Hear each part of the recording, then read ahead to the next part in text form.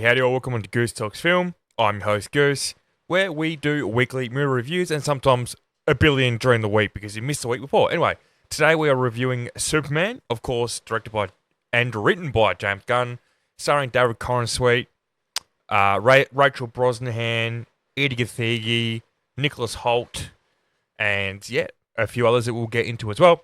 It's very rainy and stormy here currently where I live, so I do apologise if that's coming through the microphone. I don't think it is. Hopefully it's not. But if it is, I do apologise. As you can see, I'm wearing old wet weather jumper for the recording. Anyway, we are, of course, reviewing Superman, as I said earlier.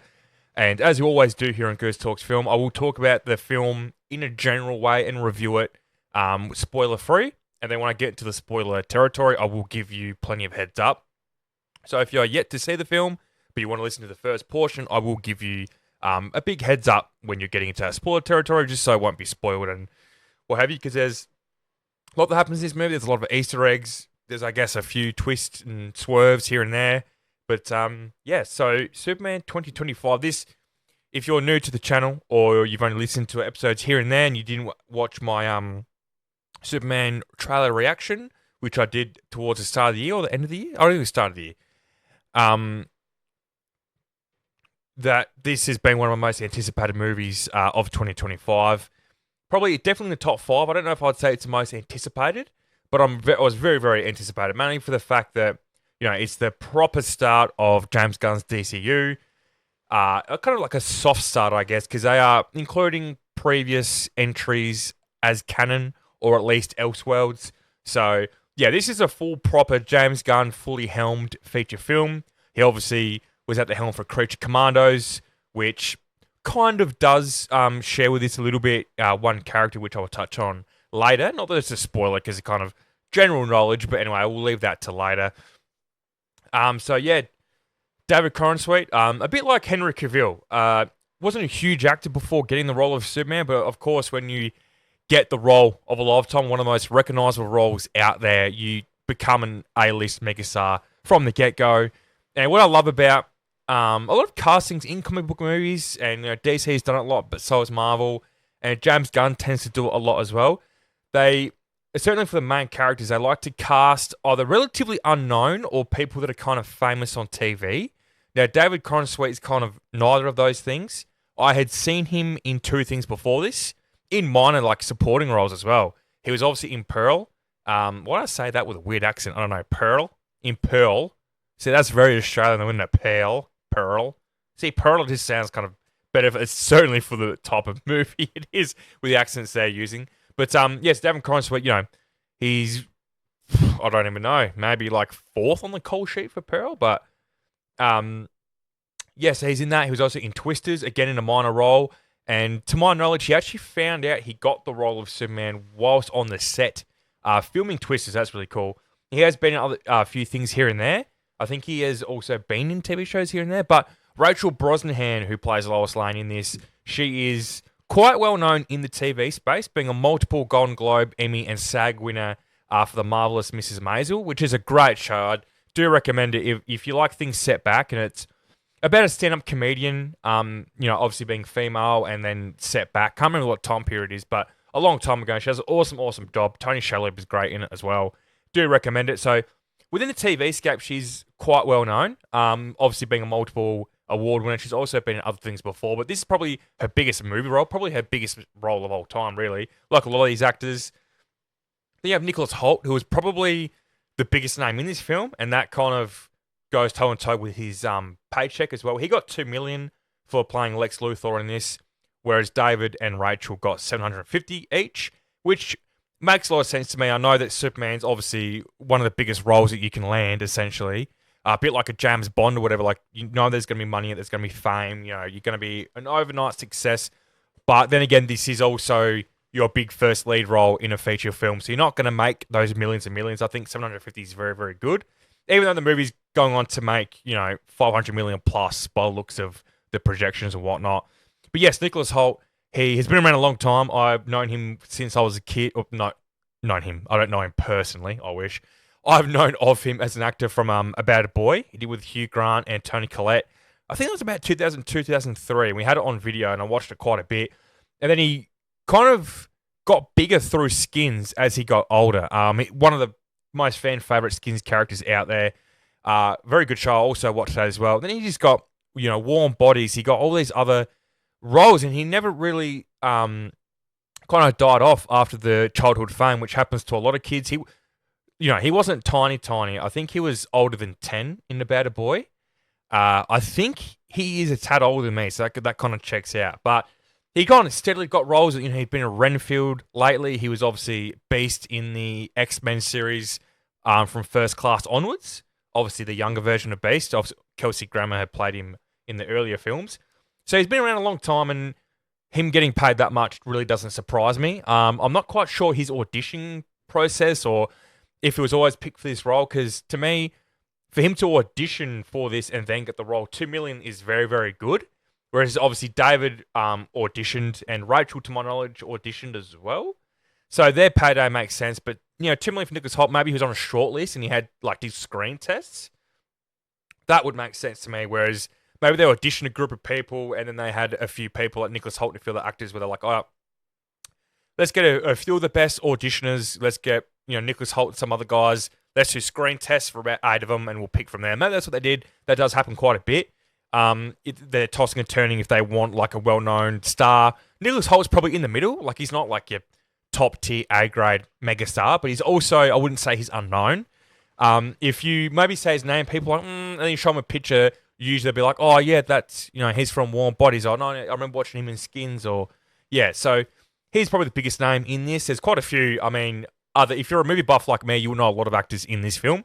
But let's actually talk about the film a little bit, without spoilers, of course, while I'm talking a lot of shit. So right off the bat, I'm a DC guy. That doesn't mean that I'm tribalistic and I hate anything Marvel does. I grew up reading both comics. It's just a lot of my favorite characters were DC. A lot of the things growing up watching were DC as well, like Justice League and Teen Titans were among the shows I watched all the time on Cartoon Network as a kid. It was pretty much those two. What's New Scooby-Doo and all the iterations of Scooby-Doo. If you're new here, I'm a huge Scooby-Doo fan.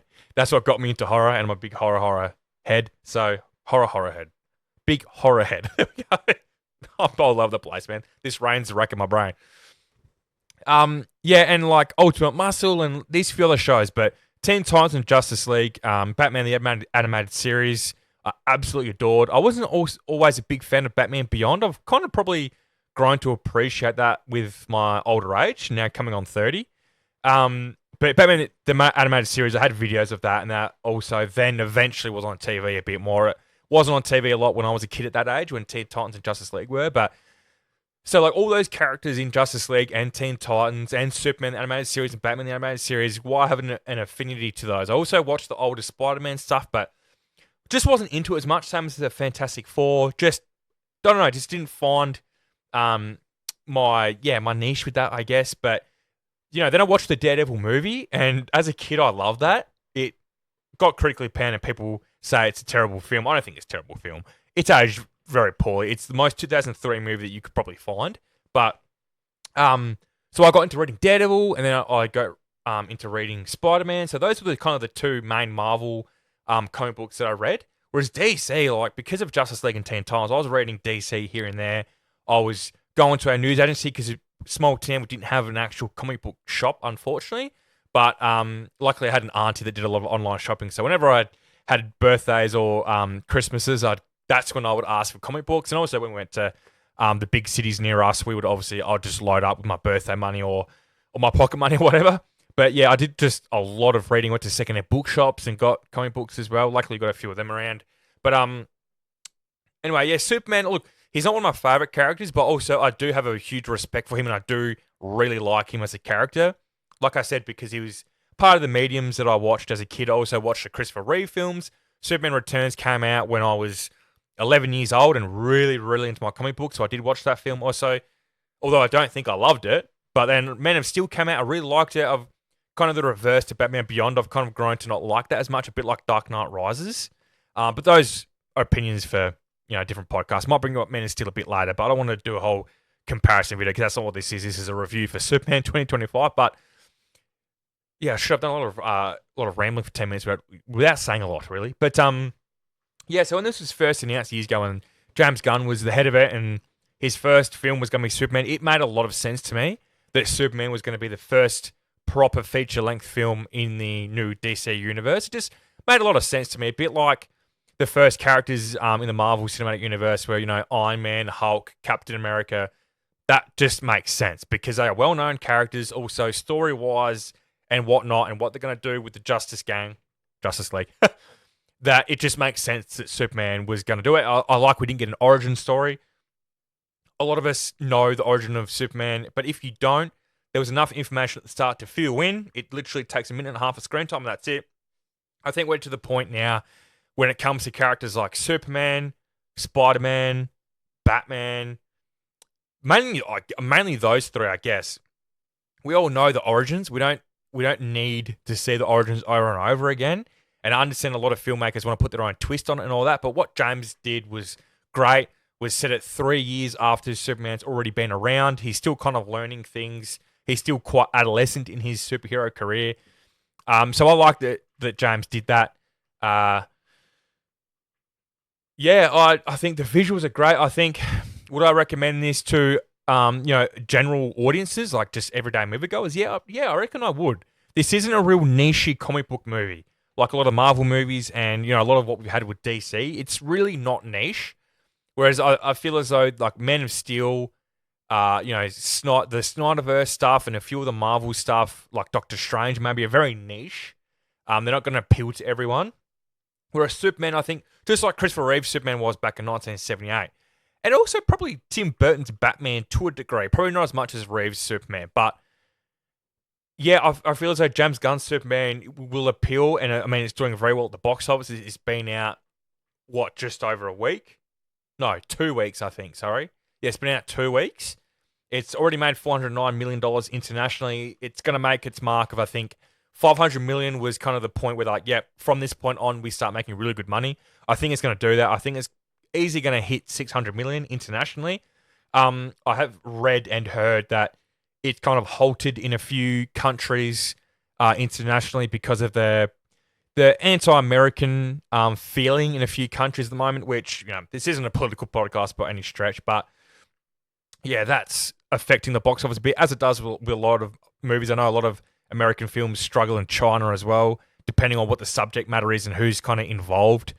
So I don't know if usually when they say a movie is struggling internationally, it means China because China's the biggest international market that there is.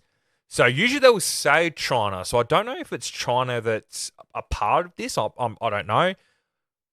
Obviously here in Australia, I mean, we don't really have any beef with America, pun intended, other than the tariffs on our meat.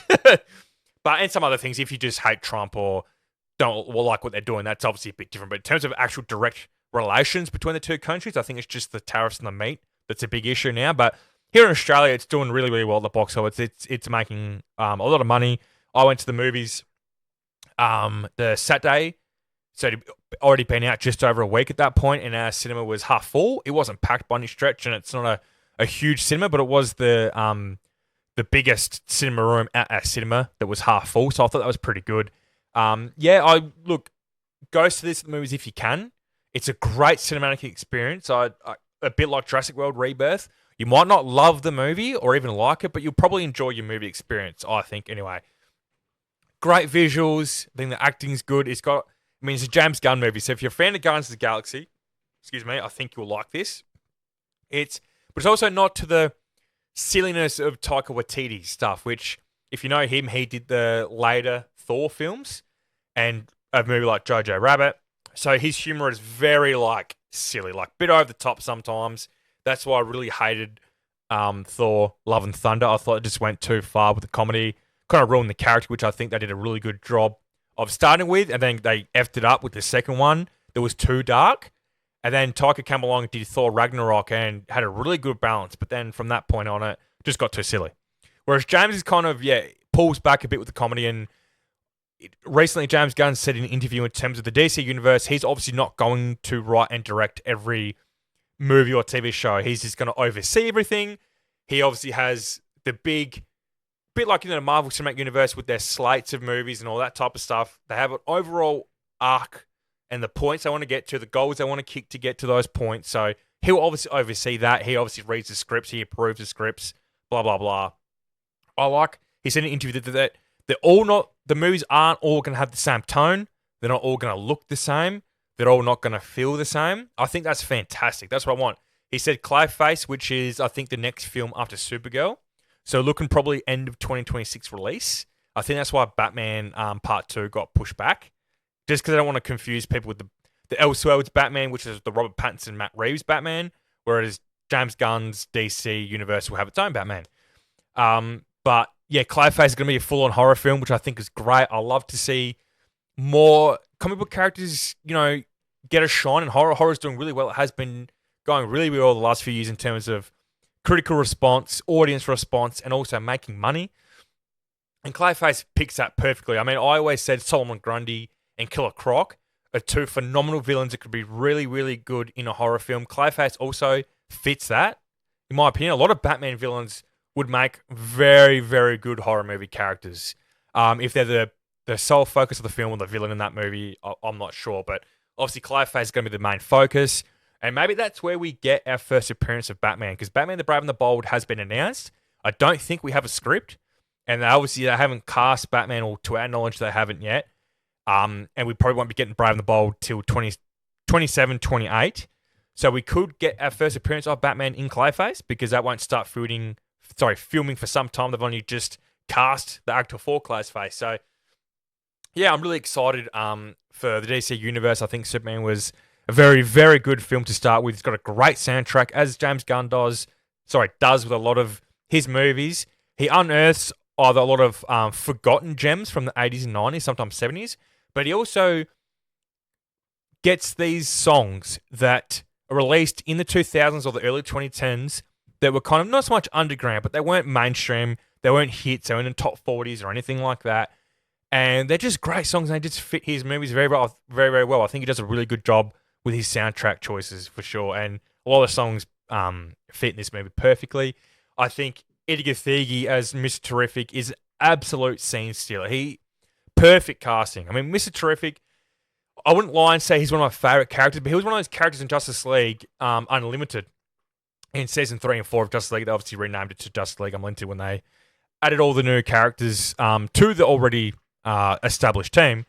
Mr. Terrific always just seemed like a very cool character to me. He's very cool because he's very stoic. He's very blunt. He doesn't joke around a lot. He's hyper intelligent. He doesn't really have superpowers other than his intelligence, I guess, could be classed as that. But God, Eddie Gathegi he embodies the character. Like he's come a long way from Twilight, man. Like he got shafted as Darwin in X-Men First Class because the way his character dies does not fit the lore of that character and the origin of that character at all. I was always pissed off about that. So I'm glad he's been given this role in the DC universe. He's gonna have a huge role in the DC universe. I hope he does, but I'm pretty positive he will after his scenes and what happens in this. His chemistry with David Corenswet is just fantastic.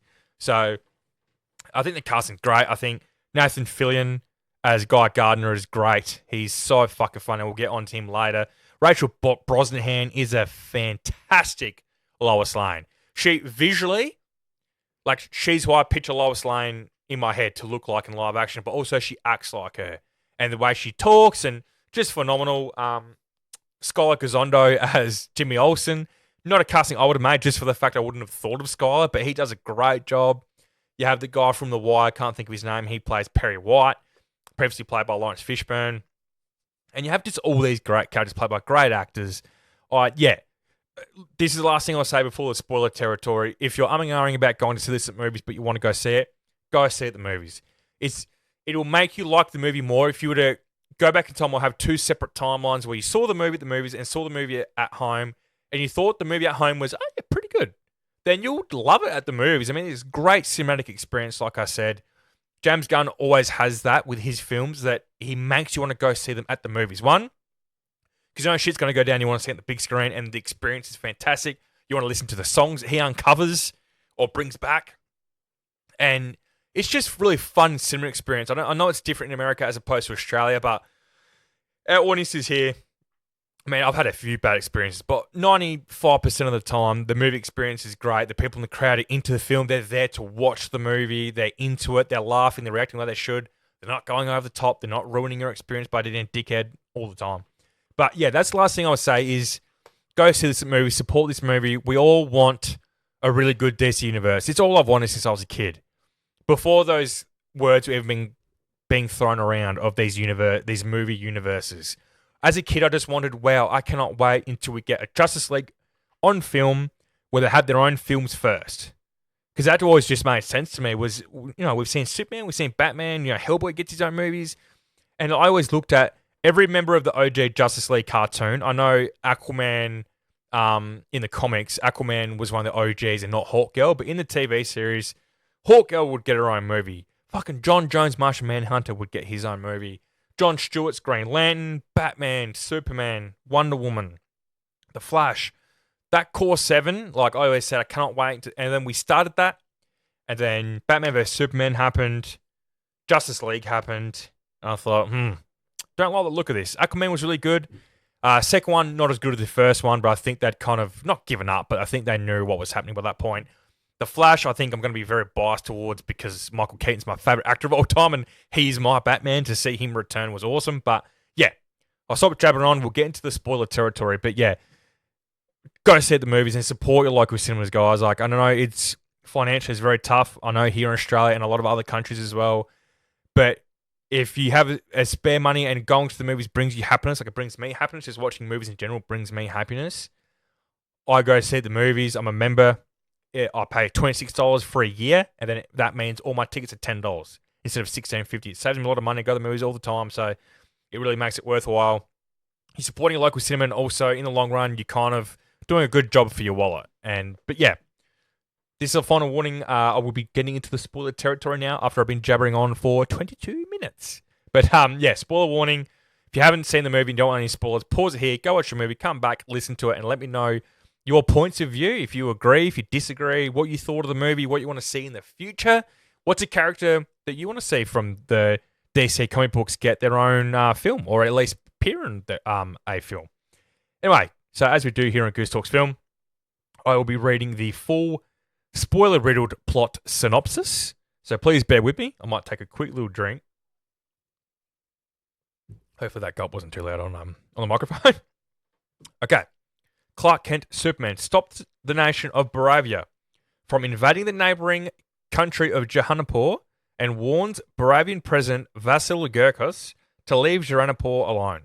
In Metropolis, Superman is defeated for the first time by a metahuman called the Hammer of Baravia and flees to his fortress of Solitude in Antarctica with the help of the superpowered dog Krypto. They are followed by Angela Speaker, the engineer, an ally of billionaire Luke Luthor. Superman's robots use concentrated solar radiation to heal him and comfort Superman with a message from his birth parents Jor-El and Lara Lovan, who sent him to Earth to save him from the destruction of their planet Krypton. The message was damaged during the journey, so only the first half can be played. Superman returns to Metropolis and is again beaten by the Hammer, who is secretly Luthor's metahuman Ultraman. Superman agrees to be interviewed by Lois Lane, his girlfriend and reporter colleague at the Daily Planet, leading to an argument when Lois presses him on the legal and ethical implications of his actions in Baravia. Luthor unleashes a kaiju on Metropolis as a distraction while he infiltrates the fortress with Ultraman and the Engineer. They overpower the robots, capture Krypto, and discover the Kryptonian message. The Engineer restores the damaged portion. Superman rescues civilians while fighting the kaiju with the Justice Gang, a team composed of heroes Green Lantern, Mr. Terrific, and Hawkgirl. Despite Superman wanting to take the creature alive, Mr. Terrific kills it. Luthor broadcasts the Kryptonian message and Superman is shocked to hear the second half, in which his parents urge him to conquer Earth and take many wives to restore the Kryptonian race. Public opinion turns against Superman, especially when he angrily confronts Luthor looking for Krypto. Lois reassures Superman that she believes he is good, and he confesses his love for her before surrendering himself to the US government. They hand him over to Luthor for detainment and questioning inside an artificial pocket universe, where Luthor secretly holds his enemies, including Krypto. Superman is imprisoned with the metahuman Metamorpho. Luthor uses Metamorpho's infant son Joey as leverage to force him to transmute his body into kryptonite, rendering Superman powerless. While questioning Superman, Luthor murders his supporter Malik Ali, which horrifies Metamorpho. The latter helps Superman escape, and they free Joey and Krypto. Lois convinces Mr. Terrific to help find Superman, and they enter the Pocket Universe, rescuing the others. Lois takes Superman to recuperate with his adopted human parents, Jonathan and Martha Kent. Jonathan tells the demoralized Superman that his actions determined who he is, not the message from his birth parents. Luthor's girlfriend Eve, who is infatuated with Daily Planet photographer Jimmy Olsen, provides evidence to the Daily Planet that Luthor is aiding Baravi in return for half of Joannapour's territory. Luthor imprisons her and lures Superman back to Metropolis by opening an unstable portal to the Pocket Universe, which creates a growing rift in reality. Superman sends Green Lantern, Hawkgirl, and Metamorpho to stop Baravia from invading Joannapour again. Hawkgirl kills Gurkos, and Green Lantern invites Metamorpho to join the Justice Gang. In Metropolis, Superman and Mr. Terrific fight the Engineer and Ultraman.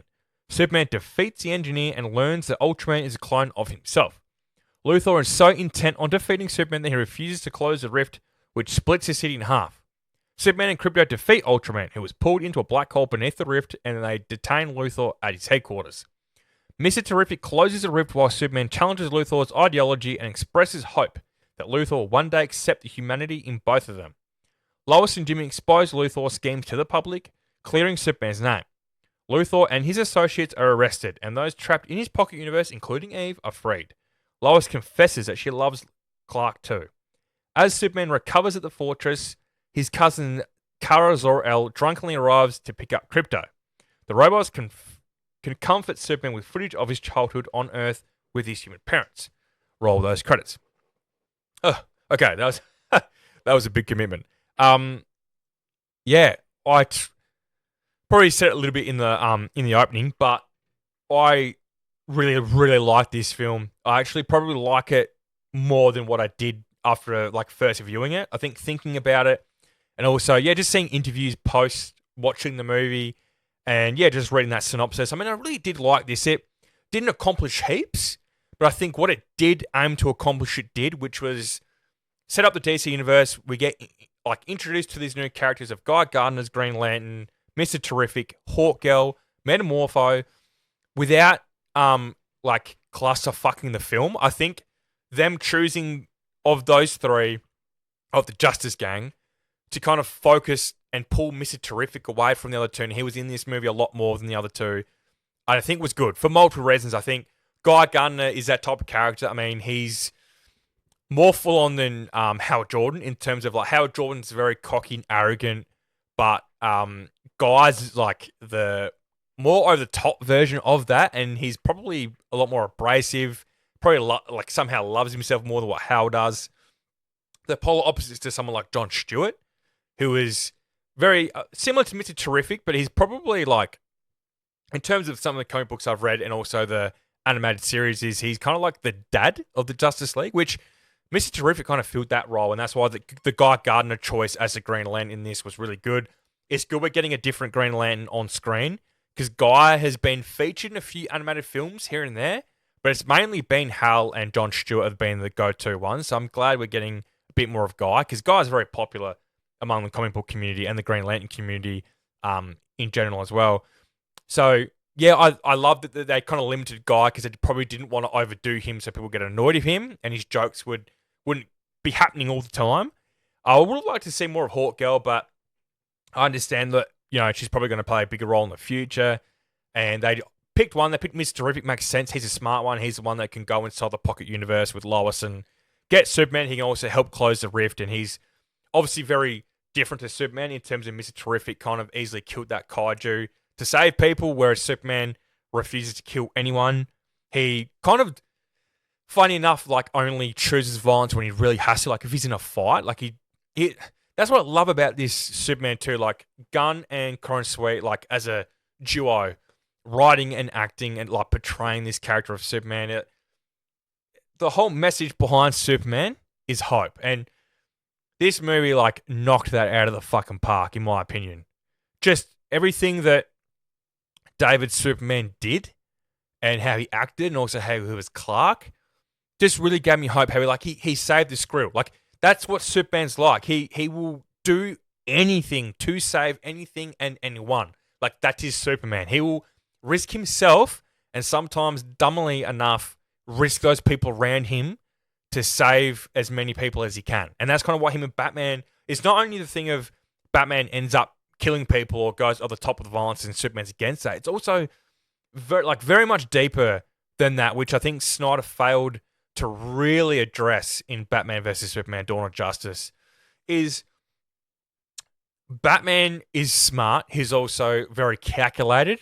He doesn't always go on his emotions, whereas Superman's the opposite to that. And certainly in this film, anyway, in Gunn's interpretation. Whereas Batman, he won't always put himself or others in risk if he thinks there's a low possibility that it's going to go right, that they're going to save the thing or the person they're trying to save without anything else going wrong. Superman's just see and do. He sees a Skrill that about to be hit by a car, or a little girl about to be hit by debris from the kaiju. So he'll just go in there and straight and boom, he'll save him. He doesn't really think about it. Whereas Batman is the complete opposite to that. And it's also what I cannot wait to see what Gunn and his team, I don't know if he'll be helming it, but he'll be overseeing it with what they do with Batman. Because again, like, the other difference with Superman and Batman is why Superman is this image of hope and love and caring and finding that humanity in yourself, considering it's quite ironic for an alien, but is his upbringing. Like, he never got to meet his birth parents, but his real life parents, like the ones he would call his parents, his adoptive parents, they raise him and he has a great childhood. They raise him to be a good man. They, as the dad says in the film, that Jonathan, he says, we give you the tools to make your own mistakes, and then for you to then fix your own mistakes and learn the hard way and learn your way.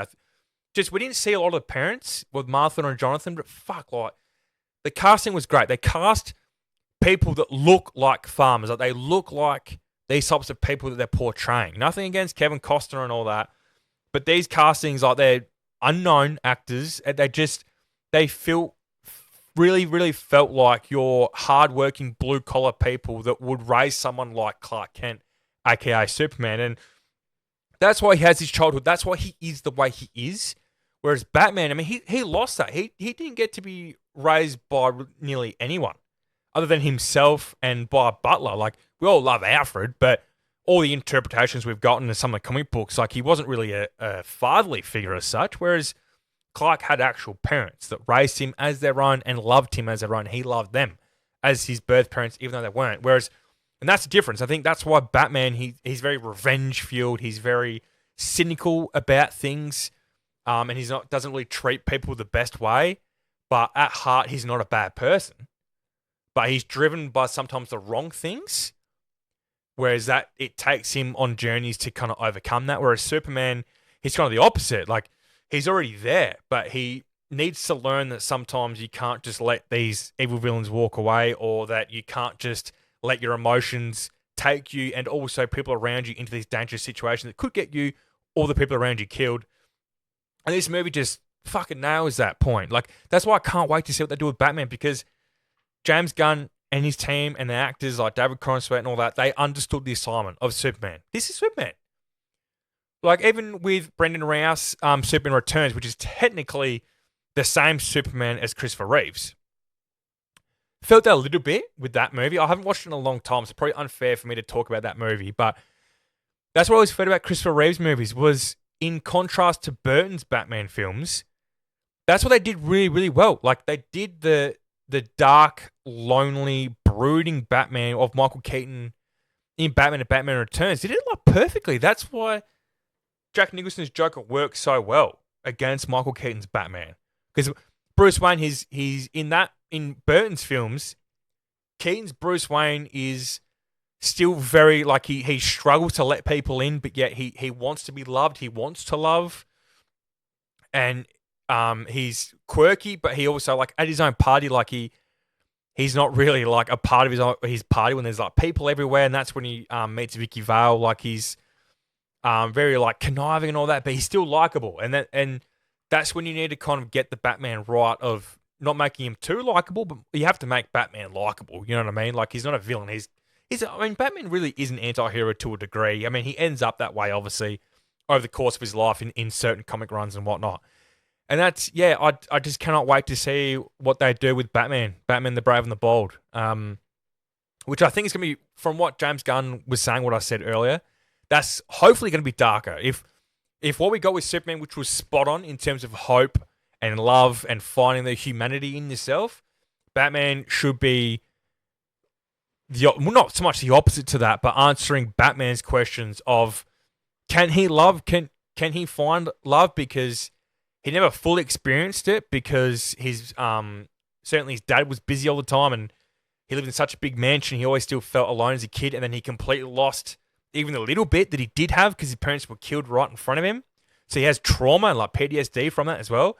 So I think Batman the Brave and the Bold has to be dark and go down that real dark, depressive route. A bit like what Matt Reeves has done. I really hope that doesn't deter them from going the same route as what Matt Reeves did with his Batman, which is kind of like making Bruce Wayne a goth, like Rob Pattinson's version, which I didn't mind. Like, he was a gothic detective, essentially, which is interesting to see how they go with this one. But talking back to Superman itself, like just those scenes and Superman coming back and helping that woman in the car under the rock, and he slowly rises up in the smoke when she looks in the vision mirror, like that's his symbol for hope. Like, it's not just the S on his chest.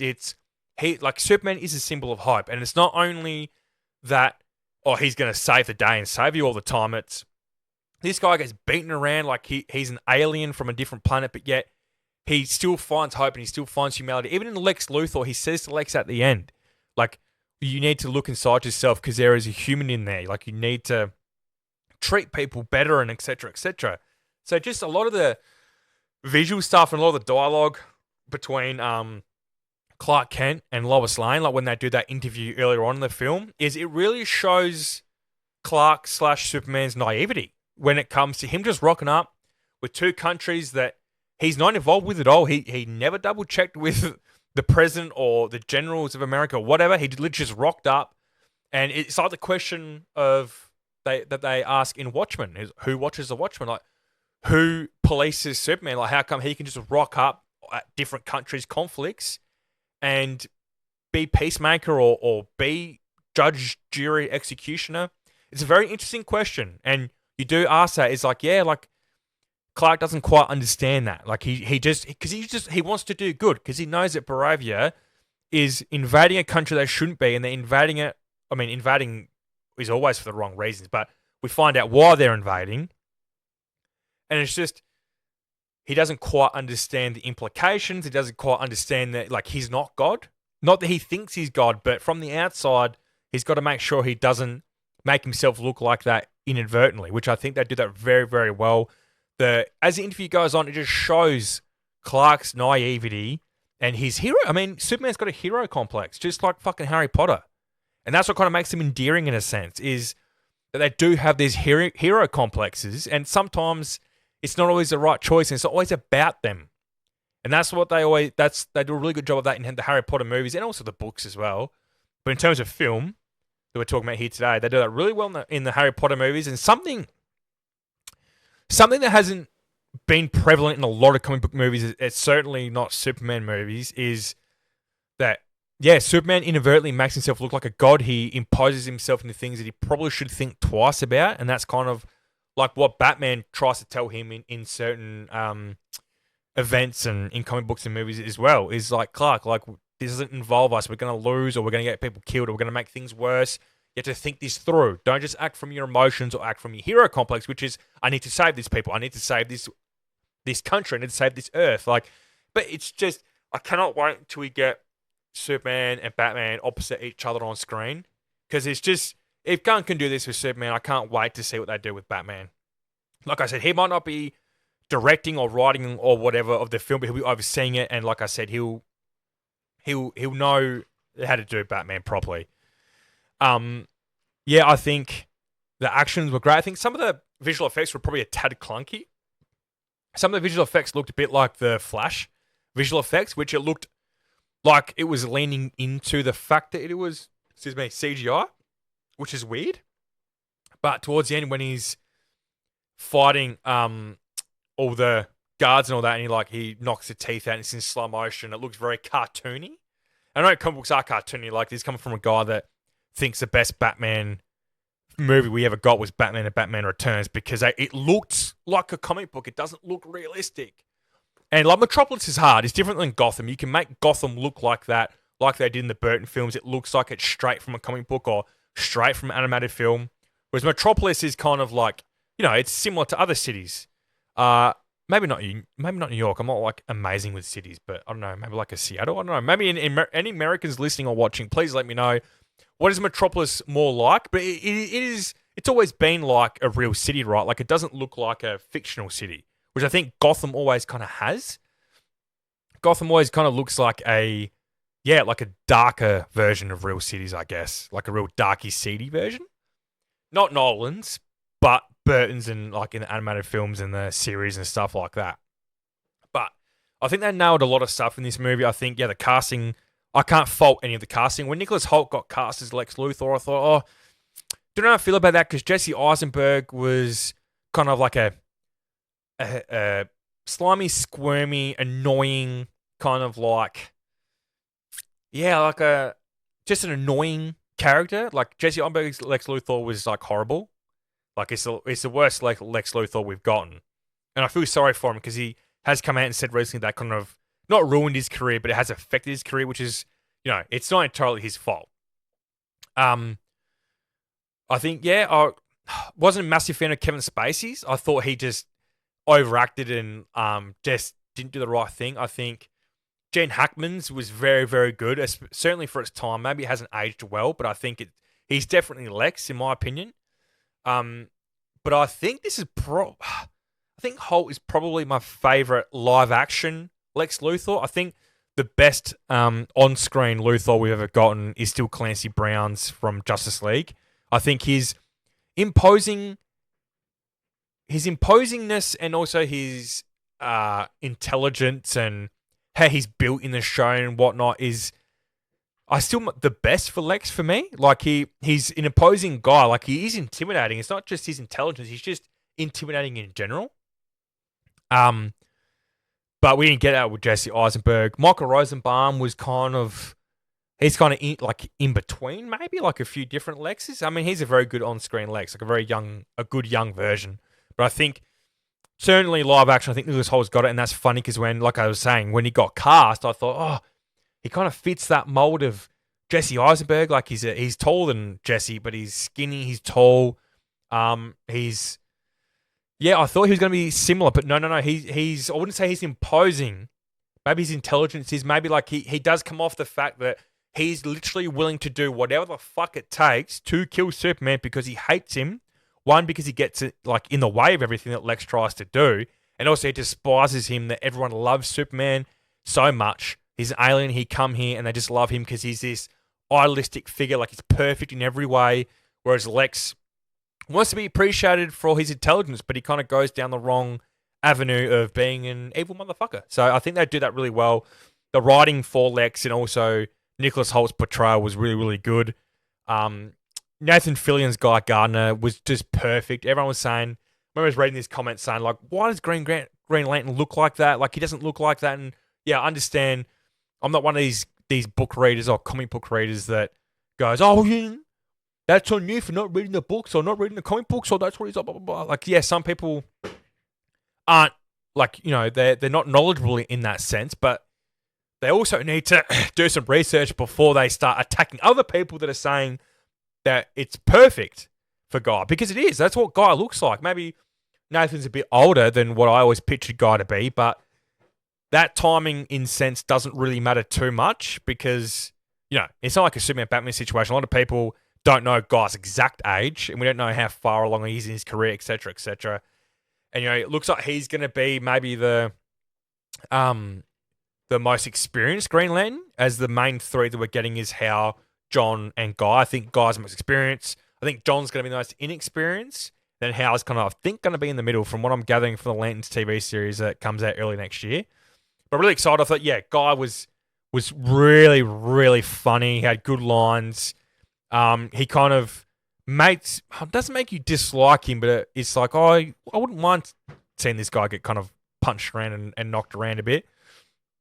I think trying to find their names because I don't want to be disrespectful. Okay. Maria Gabriela Di Faria as the engineer. I thought she was really cool. She had a great on-screen presence. She's kind of like very attractive in that kind of like villainous. I don't want to say serial killer way. It's kind of a bit fucked up, but in a sense that like you wouldn't maybe naturally find her attractive, but she is. It's really hard to do, but she fucking pulled it off. Like she's just nailed that. I cannot find who I'm looking for. Damn it. Anyway, the actress that played Hawkgirl, we didn't see a lot of her, but I thought to myself, I can't wait to see more of this actress. I think she did a really good job. She kind of embodies how I see Hawkgirl. So I think that was great casting and great performance from her. I like the fact that Clark's parents, like the message that they uncover and that they fix, like it was never a twist that, oh yeah, no, Lex and the engineer like actually faked them saying to Clark to take over Earth and blah blah blah. And if the message wasn't damaged, maybe Clark would have taken over the Earth. Like who really knows? And that's kind of where Superman Red Sun comes in, like when he goes to Soviet Union and other Elseworlds projects and whatnot as well, other timelines. But I like the fact that, yeah, it was real. That's actually what they said to him was humans on Earth, pretty much mentally and physically weak. Like you can overtake that Earth and have as many wives and kids as you can and you want to restore the Kryptonian race. And that's kind of, yeah, like they looked at in a negative light, and I think that's really good that Superman / Clark has to fight with that his parents would say that and think that, and they're obviously very like hierarchy type people, like Kryptonians, a bit like the questions asked and answered in Invincible with the Viltrumites, like very, very similar in that sense of the Viltrumites were evil as fuck and they would just take over your Earth because they think that you're below them. Whereas they're not technically saying the Kryptonians are like that, but I think that they're very proud people, and hopefully we'll get to experience and dive into that more in the future. And Clark having to kind of fight that again. I don't think this is the last we'll hear / see of him having to kind of answer to what his parents told him to do, but he's his own man. Like all he's done and all he wants to do is be a symbol of hope and help people and have like peace in the world. So I think that's a very good character struggle to have.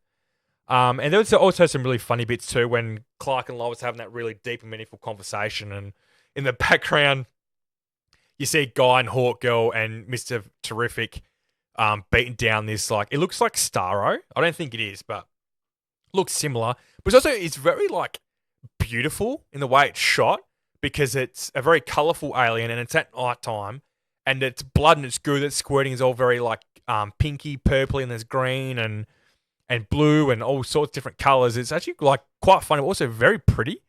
Like as a background shot to Clark and Lois having this really like deep conversation. I thought that was very, very good. I thought Krypto stole the show. Krypto reminds me of my dog Toby, who is currently fucking digging a hole because I can hear the dirt hit the side of my recording studio. Well, I call it my recording studio, but it's technically my man cave, as you can tell behind me. But yeah, because he doesn't listen.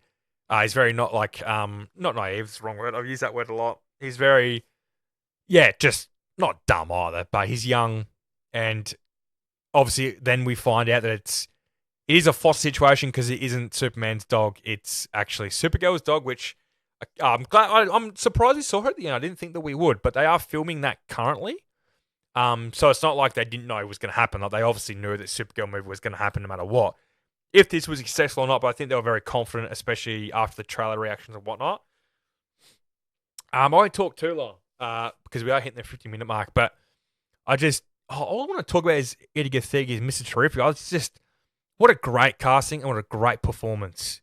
He wasn't in it a lot. He was in it more than Guy and Hawkgirl, like I said, but he just stole the damn show. He's just awesome, man. He's just awesome. Can't wait to see more of him. I'm hoping we get like a movie or maybe a TV series where he's the sole focus and he's not just in other people's films and part of the Justice Gang / Justice League. I hope we get to see him, and I feel as though he's maybe playing the John Jones / Martian Manhunter role, which he was kind of the brains of the operation, but he was also very calculated. He's obviously very strong. He's a bit OP. Maybe like not Mr. Terrific's obviously he's not physically strong. Like that's not a superpower, but he's I think a black belt in 6 different martial arts.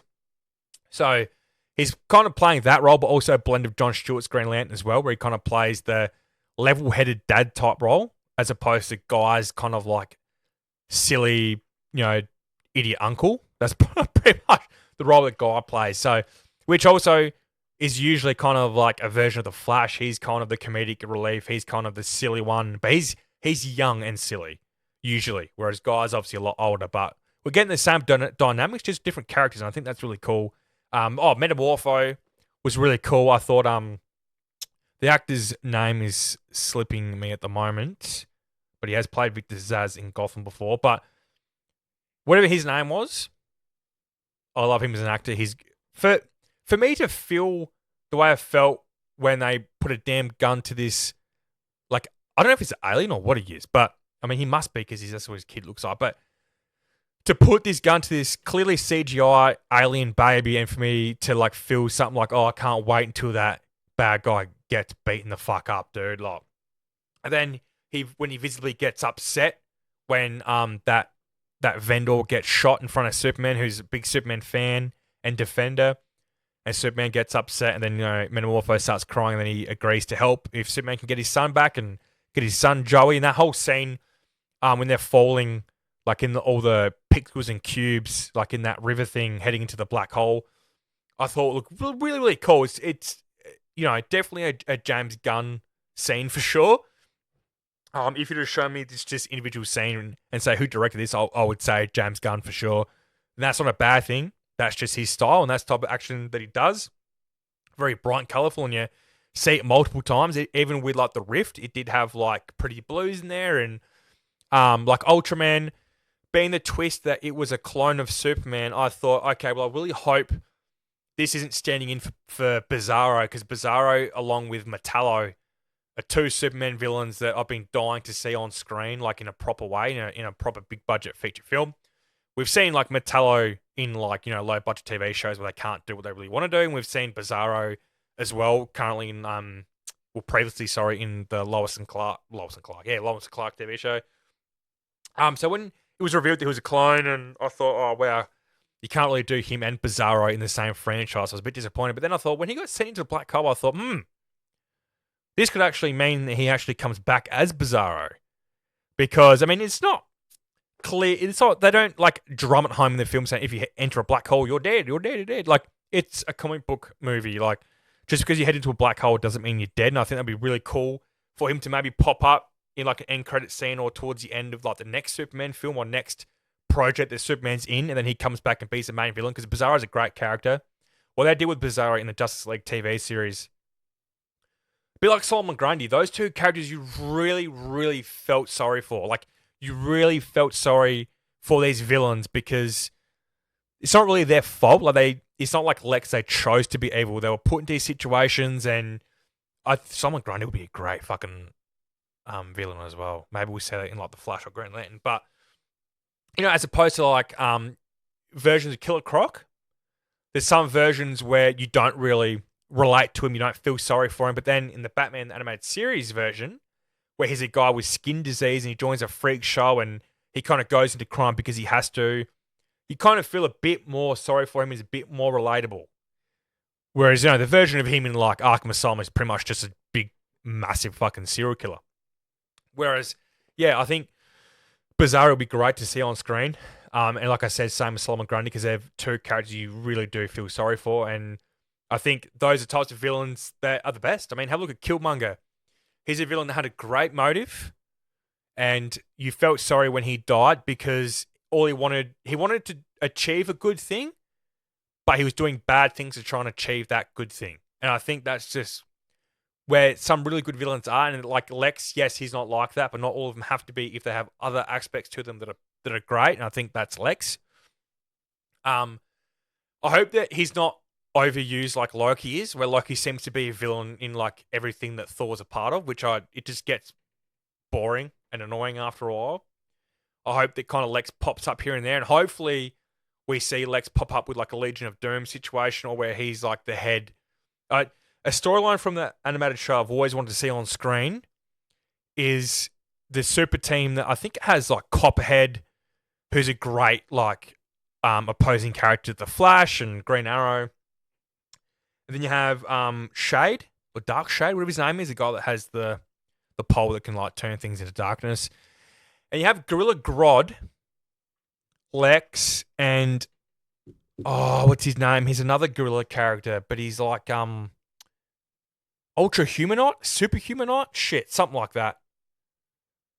But anyway, there's like the dynamic of like they're all trying to outsmart each other and who's the actual leader. I think is very, very good. And I'd love to see it on the big screen, as certainly opposed to this James Gunn Superman we got.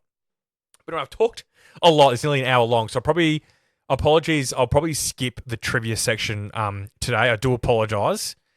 If I do have time in the next movie review, which will be either Until Dawn or How to Train Your Dragon, which will be out in a few days, I might, if I've got time in those ones, which I probably won't talk as much as opposed to this one, I might just do the Superman trivia on that. But I like to keep these between the 40 minute to hour mark, just for a lot of different reasons, but also my voice is coming out because I'm still sick. But yeah, sorry about that. I've kind of talked a lot, but please let me know your thoughts on Superman. If you liked it, disliked it, loved it, hated it. What what avenue do you hope they take with this character, and what villains do you hope to see on screen? I think all of us, we're wanting to see these villains we've seen in comic books and TV shows, certainly the animated ones, that we haven't, like general audiences haven't been exposed to. So like your Batman ones I was talking about, like your Killer Crocs, like your, maybe not your Ketchup Man, Condiment Man, Calendar Man, Kite Man, not those ones, but your Solomon Grundys, like you said, your Killer Crocs. I'd love to see, Metallo, Bizarro, the two Superman villains I'd love to see as main feature film villains that we haven't got. I think that'd be awesome. So please let me know who you would like to see. What route do you hope they take with the Batman movie? Who do you want to see cast as Batman? I'm on the Alan Richardson train for Batman. If they want to go an older Batman, that's visibly older as opposed to David Superman, to have that age conflict as well as along with other things, I wouldn't be opposed to Jensen Ackles from Supernatural and The Boys to be. I think he would be a really cool Bruce Wayne and Batman. I think it'd be something a bit different. So please let me know, who would you cast as Superman? Who would you cast as Batman in Batman the Brave and the Bold? Who would you cast as the villains I mentioned? Like, who would you just get David to play, obviously Bizarro again, but who would you get to play Metallo? And yeah, please let me know. If you're watching this on YouTube, please like the video and subscribe if you do like this content so you don't miss out on YouTube exclusive videos that will be coming out soon. And also, if you're listening to this on a podcast, whatever platform you're listening to, making sure you're following so you can see the episode as soon as it releases and you don't miss out, or you don't forget to watch it. Make sure you have notifications on. Like I said, please leave a comment or a review or even a DM or a comment on my social medias. What you think of the film, whether you agree or disagree with me. And make sure you follow me on social media. It's Goose Talks Film on Facebook and on Instagram. So as I always say here on Goose Talks Film, make sure you support your local cinemas and go watch those movies. I'll catch you later.